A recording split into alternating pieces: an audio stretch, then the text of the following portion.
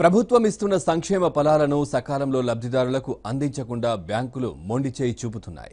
పథకాల లక్ష్యాన్ని దెబ్బతీయాలని కొందరు బ్యాంకర్లు డిపాజిట్లు పెంచుకునే ఉద్దేశంతో మరికొందరు బ్యాంక్ అధికారులు కక్కుర్తి పడుతున్నారని విమర్శలొస్తున్నాయి.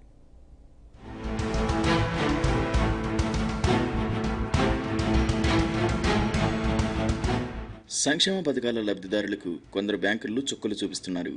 ఇప్పటికీ పసుపు కుంకుమ చెక్కులకు డబ్బులు ఇవ్వకుండా కొన్ని బ్యాంకులు సతాయిస్తున్నాయని డ్వాక్రా మహిళలు ఆరోపిస్తున్నారు.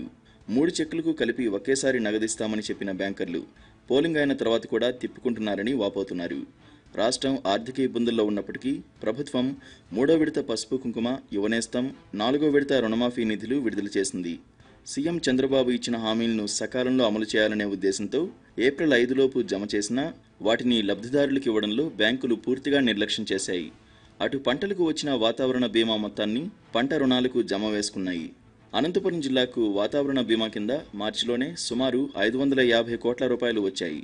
గ్రామీణ బ్యాంకుల మేనేజర్లు వాటిని రైతులకు అందించకుండా పంట రుణాల ఖాతాలకు మళ్లించారు. జూలైలో రెన్యువల్ చేయాల్సిన రుణాలను ముందుగానే తీసుకుంటున్నారని రైతులు వాపోతున్నారు. వాతావరణ బీమా కింద కడప జిల్లాకు వచ్చిన 250 కోట్ల రూపాయలు జమ చేయకుండా కొన్ని గ్రామీణ బ్యాంకులు మొండి చేయి చూపుతున్నాయని విమర్శలు వస్తున్నాయి.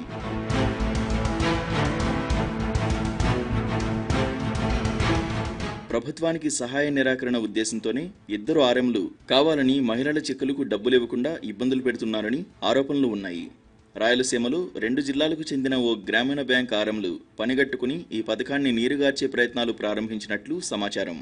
ప్రభుత్వ ఫలాలు వెంటనే అందిస్తే అధికార పార్టీకి లబ్ధి చేకూరుతుందనే దురుద్దేశంతోనే ఓ ప్రణాళిక ప్రకారం వీరు వ్యవహరిస్తున్నారని విమర్శలు వస్తున్నాయి. పసుపు కుంకుమ మొత్తాన్ని సుమారు 5 కోట్ల రూపాయల వరకు పాత బాకీలకు జమ వేసుకున్నట్లు సమాచారం.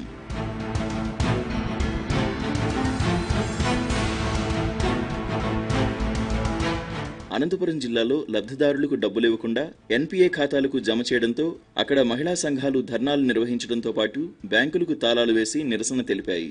కళ్యాణదుర్గం మండలంలో రుణమాఫీ నగదును ప్రభుత్వం ఎన్నికల ముందే పంపినా అధికారులు వాటిని జమ చేయడంలో నిర్లక్ష్యం చేశారని విమర్శలు వస్తున్నాయి. అనంతపురం, కడప, కర్నూలు జిల్లాలతో పాటు విజయనగరం, శ్రీకాకుళం జిల్లాలోని పలు బ్యాంకులు పసుపు కుంకుమ పథకం స్ఫూర్తిని దెబ్బతీశాయంటున్నారు. కొందరు బ్యాంక్ అధికారులు ప్రభుత్వ వ్యతిరేక భావనతో సహాయ నిరాకరణ చేస్తే మరికొందరు ఈ మొత్తంతో డిపాజిట్లు పెంచుకునేందుకు కక్కుర్తి పడ్డారని తెలుస్తోంది. పొదుపు మహిళలు బకాయిలున్నప్పటికీ ఈ డబ్బు మినహాయించుకోకూడదని స్పష్టమైన మార్గదర్శకాలు ఇచ్చినప్పటికీ తుంగలో తొక్కారన్న ఆరోపణలు ఉన్నాయి. రాష్ట్ర వ్యాప్తంగా పొదుపు గ్రూపు సభ్యులకు పసుపు కుంకుమ నిధులను 35 రకాల బ్యాంకుల ద్వారా చెల్లిస్తున్నారు. ఈ నిధులను పంపిణీ చేసేందుకు ప్రతి బ్యాంక్ నోడల్ బ్యాంకును ఏర్పాటు చేసింది. దీని ద్వారా సెర్పాధికారులు ఆయా బ్రాంచులకు అవసరమైన మొత్తాన్ని జమ చేశారు.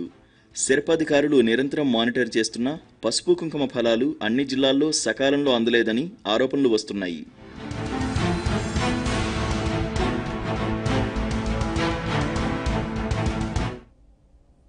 ఏపీలో అన్నదాత సుఖీభవ పథకం కింద రోజుకు 10,000 మంది రైతుల ఖాతాల్లో నగదు జమ అవుతోంది.